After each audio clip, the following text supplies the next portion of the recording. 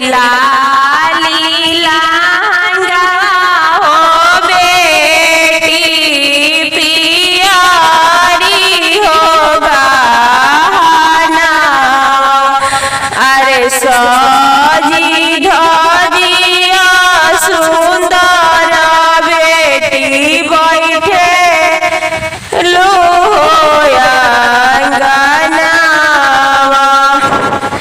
अरे सजिया धजिया ननिया बेटी बैठी जब अंगना। अरे रोवेली कवन हो बेटी नैना धरे हो लोलावा। अरे कवन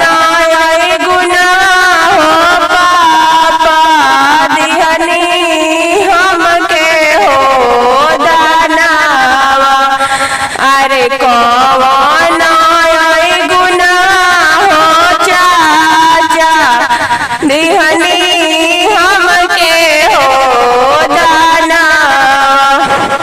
अरे हंसेले दूल्हा हो पापा ले जाइए बेटी दिहनी काढ़ी के करे जवा हो दहे जवा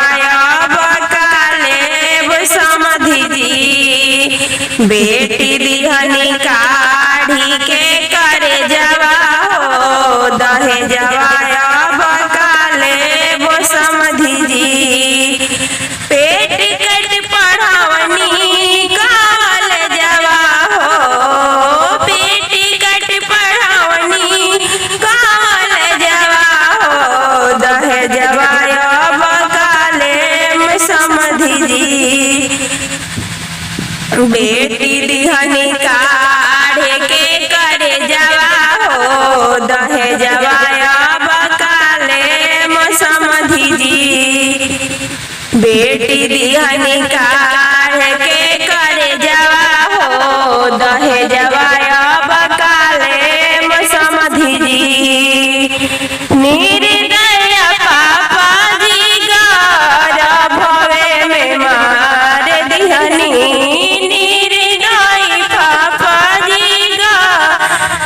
भवे में मार दिहनी। बेटी दुलाबू के आखी